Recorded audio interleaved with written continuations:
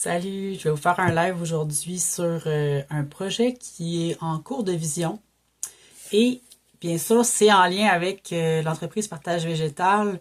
Je commence tranquillement à divulguer l'information parce que c'est en cours depuis déjà plusieurs années, mais maintenant les idées et les moyens de faire se clarifient et surtout la solidité des valeurs commence à se concrétiser.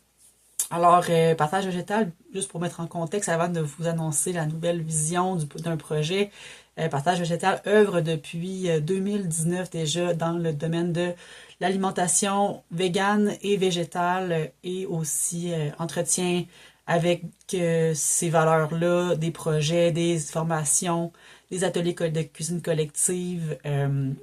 Bref, il y a eu 200 projets environ qui ont été créés en collaboration avec la communauté. Et ben, je me présente, moi c'est Lou Vézina, et j'ai fondé l'entreprise et aussi bien sûr avec plusieurs collaborations, mais ça s'est fait symbiotiquement avec des belles rencontres, des discussions et l'intérêt en fait pour ramener le vivant au centre des discussions. C'est sûr que la vision au départ de la création de cette entreprise-là, c'était surtout pour redistribuer en fait les connaissances sur la nutrition, l'alimentation et aussi l'aspect du mode de vie qui en découle de l'alimentation et du bien-être. Il y a aussi, bien sûr, j'ai parlé de véganisme, c'est sûr et certain que pour moi, cet aspect est essentiel dans le projet.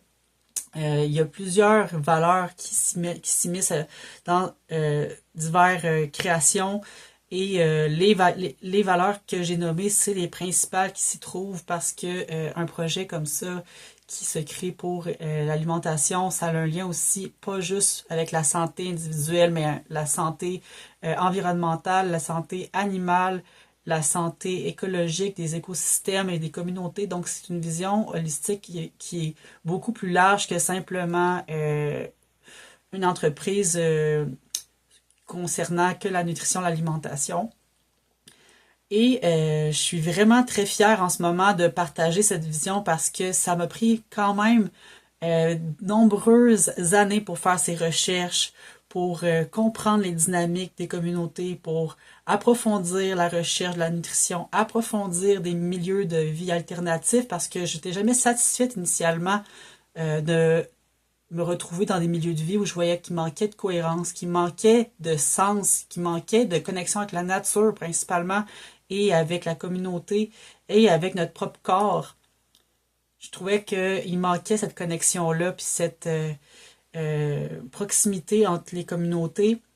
Et j'ai fait beaucoup de recherches pour finalement, après toutes ces années, accepter que ben il y a plus à faire en ce moment dans ce domaine-là parce que c'est tellement embryonnaire de ce que je comprends, de ce qui est créé en ce moment. Il y a beaucoup d'alternatives et de projets communautaires qui émergent progressivement dans les communautés du Québec, mais moi, ce qui m'a constamment fait revirer de bord, je vais dire, ou en testant des projets, c'est souvent l'approche qui manquait de justement cette connexion-là avec la nature, avec les animaux, avec le respect du vivant. Et je vais vous partager bientôt justement ce projet. Et c'est pour moi, c'est toute réserve que j'en parle. C'est surtout parce que c'est frais, c'est devenu clair dans ma tête. Il y a quelque chose qui est apparu. Et c'est pas, disons, du jour au lendemain que c'est devenu clair. En fait, c'est constamment une vision qui est là, qui se nourrit avec le temps.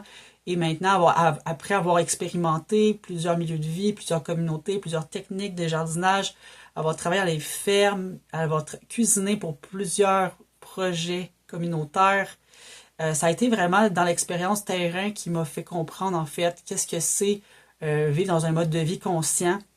Et ben, je vois qu'en ce moment, cette vision-là que je vais vous partager, pour moi, est pas encore créée. Je vois pas ce type de projet-là nulle part au Québec. Et si ça existe, je serais très heureuse d'en apprendre plus sur le sujet. Et c'est celui d'un projet qui serait un écoquartier vegan. Et cet écoquartier-là, pour moi, c'est bien important de mettre les termes dès le départ parce que c'est pas un projet justement une ouverture assez large, c'est très spécifique. Et pourquoi le véganisme se retrouve en premier titre avec l'écologie, c'est que la première étape pour moi pour créer un quartier, c'est d'établir des valeurs profondes, c'est d'établir une cohérence, puis d'établir une vision qui est solide dans la création d'un tel projet d'envergure. Et c'est ce que j'ai conscientisé aussi avec le temps, c'est que les valeurs souvent ne sont pas aussi affichées et aussi solides lors de la création de projets. Et surtout dans le domaine de l'écologie, pour moi, c'est assez vaste quand on parle d'écologie, de valeurs, de mode de vie, mais c'est en fait, il faut être super clair pour moi sur les valeurs précises et sur c'est quoi qui va être demandé à être créé à travers ce champ-là d'expertise. Et véganisme, c'est sûr que c'est un mot qui est très connoté aujourd'hui. Et pour moi, c'est vraiment important d'intégrer dès le départ parce que je sais qu'est-ce que c'est de vivre dans un milieu où il n'y a pas de valeur en lien avec le véganisme. Et j'y vois tout de suite un débalancement dans le mode de vie. J'y vois une incohérence pour moi. Et en tant que tel, je ne suis pas là pour critiquer les personnes qui ne sont pas véganes. Pour moi, c'est pas le but d'aller créer un débat, mais c'est de simplement respecter mes propres valeurs individuelles et mon envie de partager dans un projet collectif qui suit dans le mode de vie ces valeurs. Donc, c'est sûr que concrètement, quand on est dans un espace comme ça, ce que je visualise, c'est vraiment un milieu de vie où il n'y a pas d'intrants qui sont dans un but d'utiliser l'animal. On n'est pas là pour exploiter, pour utiliser, pour instrumentaliser. Et c'est tout ça la dynamique pour moi qui donne le ton sur le projet. Parce que c'est aussi comme ça qu'on crée la relation avec l'autre. On veut pas exploiter l'autre, on veut pas l'utiliser, on veut pas que ça soit notre matière première. On n'est pas là pour essayer d'être dans ce type de dynamique-là. Pour moi, c'est ça que ça signifie. Et ça veut dire aussi que c'est des milieux c'est un quartier où le milieu de vie incarne en fait concrètement les valeurs dans la manière dont les infrastructures sont créées et aussi évidemment par rapport à l'écologie, donc tout ce qui a un lien avec la connexion avec la nature, avec le respect de la terre, avec le respect de qu'est-ce qui se trouve déjà là, les arbres qui sont présents, donc on peut pas couper n'importe quel arbre. Alors pour moi, c'est déjà la base pour créer un quartier et je crois que pour moi, ce qui fait le plus de sens en fait aujourd'hui et avec les infrastructures sociales qui existent déjà, c'est de simplement créer un quartier qui répond aux exigences municipales et qui ont vraiment une envie d'aller de l'avant dans un projet pilote de ce genre-là et qui concrètement aura bien sûr des informations plus établies, plus élargies avec les références, avec l'expertise aussi parce que ça demande vraiment des personnes très compétentes qui ont la formation, l'expertise dans le domaine de la construction écologique minimaliste, intergénérationnelle, qui ont des valeurs aussi qui sont associées à ce projet-là, qui ont envie de mettre la main à la pâte, qui ont envie de vraiment co-créer cette vision-là. Et qu'est-ce que c'est un quartier éco-quartier vegan? Pour le moment, j'ai envie juste de partager ce qui m'intéresse de vivre dans pourquoi en fait je voudrais vivre dans ce quartier-là sans nécessairement être complètement clair encore sur toutes les informations que je peux partager, mais j'ai envie de commencer par m'imaginer ma personne y vivre sur du long terme, à quoi je m'attendrais, puis qu'est-ce que j'aurais besoin en fait dans mes besoins fondamentaux pour me sentir exister pleinement et dans ma liberté d'agir. Alors, c'est sûr qu'après ça, pour moi, l'ouverture à un projet comme ça demande de la discussion, ça demande des rencontres, ça demande une collaboration communautaire. Ça, je suis très, très ouverte à ça parce que pour moi, c'est la manière dont les choses devraient se faire tout naturellement quand on crée un projet. Et moi, ce qui me passionne, en fait, quand j'ai envie de démarrer un projet, c'est surtout d'amener le mouvement, d'amener les idées, d'amener une structure qui est beaucoup plus durable, viable, et qui est cohérente. Et c'est sûr que j'arrive avec mes idées, mais j'ai pas juste des idées comme ça sans jamais avoir testé, parce que bien sûr, j'ai un long portfolio dans mon passé qui m'a juste constamment amené dans cette recherche-là. Et j'ai été aussi documentariste sur des longues périodes de temps, sans nécessairement avoir le gros chapeau de producteur ou de cinéaste. Là, j'étais beaucoup plus dans une posture d'investigatrice, en fait, parce que j'étais tellement curieuse de chercher des milieux comme ça au Québec qui existent. Est-ce qu'il y en avait au Québec? Est-ce qu'il y a des lieux comme ça qui existent? Et oui, j'ai pu vraiment vivre des expériences très enrichissantes, des expériences qui m'ont vraiment fait comprendre à quel point c'est important de tisser des liens, d'écouter l'autre, de créer, de respecter la terre, puis d'être vraiment dans l'authenticité aussi, dans le processus de création. Alors, ben, je vais vous donner les grandes lignes. Puis, c'est sûr qu'en ce moment, en partageant les grandes lignes, c'est que simplement un flot d'idées. Et je reste ouverte, c'est sûr, à discuter vraiment en conscience avec les personnes vraiment qui ont envie de s'impliquer, s'engager à co-créer cet espace-là, de me contacter pour qu'on puisse justement commencer à connecter ensemble et apprendre à se connaître. Et un écoquartier, déjà, il y en a beaucoup qui existent au Québec. Ça, c'est pas quelque chose de nouveau. Mais qu'est-ce que je trouve qui apporte un autre ton, qui amène une nouvelle dimension à des projets comme ça, c'est l'aspect du véganisme. Parce que l'aspect du véganisme, c'est pas juste une mode. C'est pas un mode de vie qui veut être extrême. C'est pas non plus une alimentation qui est pas bien construite dans ce milieu-là. Il pourrait y avoir plein de types de personnes qui se retrouvent dans le véganisme, mais pour moi, ce qui est vraiment important dans ce mouvement-là, dans cette philosophie plutôt, c'est à quel point il y a un respect fondamental du vivant, et pas que avec l'animal, mais avec la terre, avec tout ce qui englobe notre planète. Puis ça passe, c'est sûr, avec nos semblables et avec les animaux, parce que c'est tellement des êtres qui sont proches de nous et que ben on a tendance naturellement à utiliser, à instrumentaliser, un peu comme on peut faire malgré tout avec des relations autour de nous sans nécessairement être conscient de ça. Puis le véganisme, pour moi, c'est vraiment la première étape, c'est la première ouverture vers le développement personnel, vers la conscience plus sensible de notre environnement, de notre planète, des animaux. C'est vraiment ressentir une empathie qui est vraiment plus connectée aux subtilités du vivant. Et se mettre à la place de l'autre, se mettre à la place de ce que la réalité de l'autre en face de nous, de ce qui est devant nous, qu'est-ce qui se produit dans cette autre vie.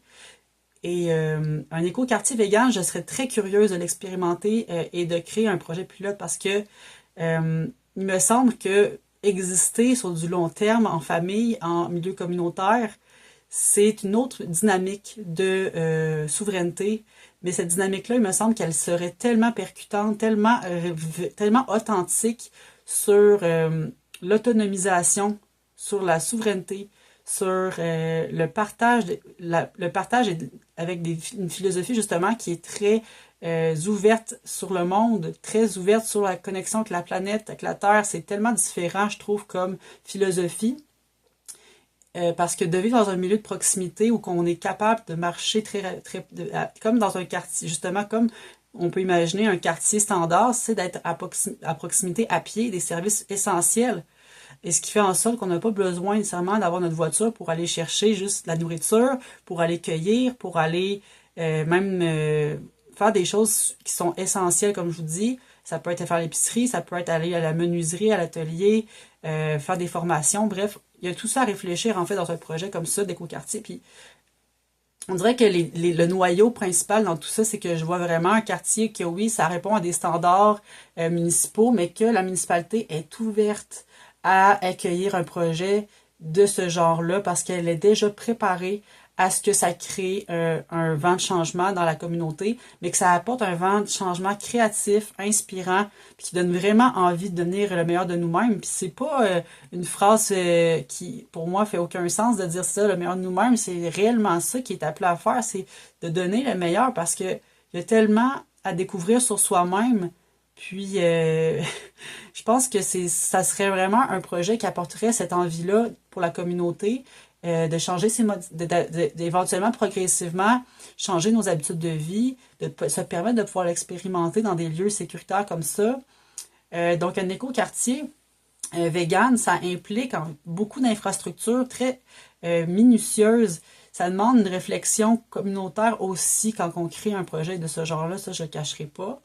Mais ça demande vraiment un noyau solide dans les services partagés et dans les respects des standards de la municipalité, malgré le fait que ça se pourrait qu'il y ait de l'ouverture à ce qu'il y ait des modifications parce que ça se peut que ça ne réponde pas exactement aux standards. Mais l'idée, c'est de présenter un projet qu'on a envie collectivement de soutenir ensemble et qu'il y ait probablement justement une vision qui est beaucoup plus avant-gardiste et qui peut demander beaucoup plus de temps de réflexion parce que c'est peut-être jamais encore arrivé qu'on crée un projet de ce genre-là. Et c'est sûr que ce qui va faire en sorte que ça ne répond pas nécessairement au départ aux standards, ben ça va être les infrastructures d'habitation. Parce qu'un projet pour moi qui est écologique réellement à la racine, c'est pas juste de ne pas gaspiller puis d'acheter usagé, c'est vraiment un mode de vie. Donc tout est considéré avec maintes réflexions sur chaque action qu'on va faire puis qu'est-ce qu'on va créer, acheter, cuisiner. C'est vraiment une réflexion totale. Et ben, l'écologie, quand on parle de construction, on parle aussi de minimalisme, on parle aussi d'espace partagé, intergénérationnel, qui fait en sorte que c'est beaucoup plus connecté avec les besoins fondamentaux, parce qu'on n'a pas nécessairement des besoins de luxe dans la vie, d'avoir 2 garages, d'avoir une maison trop grande pour ce qu'on a vraiment besoin.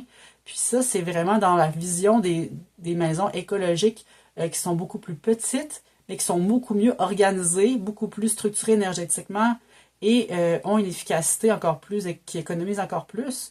Il y a déjà quelques quartiers comme ça qui existent, mais moi, ce qui me passionnerait dans un projet de ce genre-là, c'est que les services partagés dans ce quartier qui serait présent auraient vraiment, justement, l'envie de vraiment connecter à ces valeurs-là, du véganisme, de la communication consciente, du développement personnel, de l'alimentation végétale réfléchie, qu'il y ait vraiment une réflexion approfondie et qu'il y ait un espace pour partager ce qui est centralisé dans le quartier.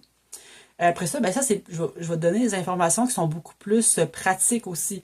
Vraiment qu'on réfléchisse d'une manière que on partage des services qui sont essentiels et qu'on a tous besoin, qu'on n'a pas besoin d'avoir en trip pour chaque personne.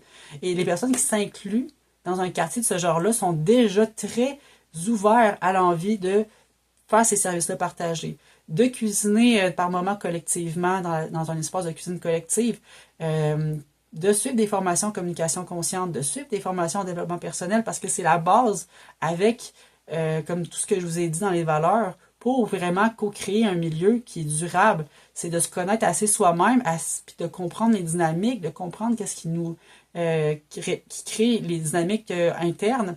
Et c'est tellement ça qui fait que ça peut être beaucoup plus viable, la dynamique de communauté. Et oui, il y en a plusieurs comme ça, des quartiers de mini-maisons, si on veut les appeler comme ça, ou des quartiers écologiques qui existent. Donc oui, c'est une bonne idée de s'inspirer de ce qui existe déjà. Mais ce que je propose, c'est quelque chose que je crois qui n'est pas encore présent, qui n'est pas encore diffusé. Si c'est le cas, comme je vous dis, dites-moi-le. Mais pour le moment, j'ai pas l'impression que c'est présent. Parce que quand on parle de véganisme, on parle aussi d'une structure d'alimentation raisonnée en alimentation végétale, ce qui fait en sorte que ça bonifie l'expérience de bien-être. Et en plus, quand on parle de mode de vie, c'est ça que pour moi qui est essentiel quand on parle de véganisme, c'est vraiment le mode de vie qui va refléter aussi ces valeurs-là. C'est l'autonomie alimentaire qui peut être collective avec ce quartier-là. Donc, de créer une autonomie alimentaire qui respecte aussi ces valeurs-là du véganisme. Et vous pouvez imaginer que ce genre de milieu-là, ben, il va faire en sorte qu'on n'a pas aucun animal qu'on va utiliser, aucun animal qu'on va utiliser. Il n'y aura pas non plus d'exploitation, même à petite échelle, parce que juste l'action est complètement incohérente. Donc, c'est pas quelque chose qui est négociable déjà partant. C'est ça qui fait que les tensions souvent sont présentes dans des milieux comme ça, parce que on est trop en choc de valeurs envers notre communauté. Puis ce but de projet de choisir de créer une communauté végane dans un éco-quartier, mais c'est en fait de rassembler une communauté qui est végane, qui ont ces valeurs-là qui lui tiennent à cœur au quotidien, qui sont vraiment portées par cette envie-là de connexion avec le vivant, avec le respect de la nature, avec le respect des animaux, et dans le non-agir complet. Et ça, c'est différent. C'est une philosophie, comme je le mentionne. Et bien sûr, c'est pas pour tout le monde. Bien, faut déjà être au départ sûr à 100% que si c'est pas pour soi, c'est pas pour soi et c'est non négociable. Tant pis. Mais je sais pas que si c'est clair comment je le dis, mais c'est parce que souvent, des projets de ce genre-là, ça demande beaucoup, euh, ça demande beaucoup de travail sur soi. Des gens partant, c'est un domaine dans lequel on a déjà fait notre développement personnel, on a déjà commencé à faire la communication consciente, on est déjà très clair sur nos limites, sur nos besoins, puis on sait qu'est-ce qu'on a besoin quand on fait ces formations-là, puis quand on travaille au quotidien là-dessus. C'est plus négociable pour nous. Donc oui, une communauté végane dans un écoquartier, ça serait un projet à présenter, mais qui serait vraiment euh, soutenu par des personnes qui comprennent aussi, puis qui le vivent aussi, qui ont vraiment envie que ça se crée dans le milieu, puis qu'on puisse vraiment créer une cohérence dans un espace en nature qui respecte vraiment l'environnement. Et ben, pour terminer, ce que j'ai envie de partager aussi, c'est de vraiment mettre ça concret le plus possible et qu'on puisse trouver des personnes qui vraiment ressentent l'appel justement d'investiguer avec moi là-dedans et que ben on n'est pas dans le comment faire tout de suite, on est plus dans partager les valeurs, de vraiment raisonner avec elles. Et c'est comme ça que ça fonctionne un projet, je pense, c'est vraiment commencer par se connaître puis qu'on soit connecté aux mêmes valeurs, aux mêmes besoins et qu'on puisse laisser aller notre créativité justement pour se permettre un peu plus d'élargir la vision. Oui, on peut aussi faire référence dans des projets comme ça des cohabitats, mais c'est pas le même concept parce que ce que je vois comme un quartier, c'est un quartier où on a tous un espace individuel intime en forêt, donc on est vraiment dans notre espace, puis qu'on peut vraiment profiter de notre intimité, dans le calme, le silence, et que justement chaque arbre est vraiment respecté. On n'est pas dans un espace où on essaie de créer des grands étendues. C'est vraiment la forêt, c'est le calme. Il y a des jardins d'autonomie alimentaire, bien sûr, qui sont collectifs pour produire ensemble, mais il y a vraiment un but aussi d'individualité dans ce projet-là, autour de l'autonomie alimentaire végane, autour des services partagés et ben, du centre communautaire, bien sûr, qui ferait partie du quartier. Mais bien sûr, le but principal, c'est de se retrouver dans un milieu où on se sente en sécurité, qu'on se sente dans notre propre, on peut être dans notre propre individualité de milieu de vie. Donc ça serait l'essentiel dans un quartier de ce genre-là. Concrètement encore, j'ai vu plusieurs projets naître tranquillement qui contiennent une trentaine d'habitations à 50 mètres carrés. Encore là, 50 mètres carrés, ça peut être quand même assez grand parce que moi, en ce moment, je vis dans un 30 mètres carrés environ et pour moi, c'est excellent, là. C'est parfait de vivre dans ce genre de milieu-là parce que ben, même que je suis pas tout seul, on est deux à vivre dedans, c'est très viable. Donc, c'est sûr que c'est toujours des discussions qui auront à être placées là-dedans. Mais un projet de mini-maison et de maison intergénérationnelle, si on veut vivre avec nos proches, ferait partie du projet. Comme je vous dis, une trentaine de maisons, c'est ce qui est proposé pour plusieurs municipalités en cours en ce moment. J'ai vu ça passer récemment. Mais encore là, on est encore un peu frileux sur l'idée de descendre le mètre carré parce qu'on a comme peur que ça fasse diminuer la valeur des autres habitations dans le quartier. Mais ça, c'est une ancienne philosophie. Ce que je pense, c'est qu'il va y avoir éventuellement des municipalités qui vont s'éveiller, qui vont prendre conscience, en fait, que c'est vraiment pas tout le monde qui veut vivre dans des milieux où que il y a comme plus de cohérence avec le mode de vie. On n'est plus nécessairement rendu là en 2026 et il va y avoir beaucoup plus de municipalités qui vont être ouvertes à ça, à ce qu'il y ait des quartiers qui soient créés, qui soient vraiment en résonance avec les valeurs, la nature, l'écologie, mais vraiment, ça soit pas fait pour être un greenwashing, là. Parce qu'on pourrait être dans une écologie de luxe, mais le but, c'est pas d'aller vers ça. Puis moi, je pense que pour qu'on puisse accéder à de l'habitation de ce genre-là, c'est pas en mettant une mise de fonds. Moi, je pense que ça serait simplement si une personne veut donner son temps à aider à créer ce projet-là, à maintenir le projet, à donner son temps, son expertise, ses compétences, ben ça serait déjà ça, l'accessibilité pour qu'on puisse y vivre. Et ça, c'est une autre forme de structure qui n'existe peu ou pas du tout. Souvent, dans les milieux communautaires, on va peut-être un peu plus en connaître davantage, mais je pense que ce genre de projet-là devrait être accessible à n'importe qui aurait du temps de qualité à offrir à un projet comme ça pour vraiment nourrir le projet, créer de l'engagement par le temps qu'il offre. Et c'est ça qui fera en sorte qu'on peut y vivre. Donc, c'est vraiment une autre dynamique et je sais que c'est possible.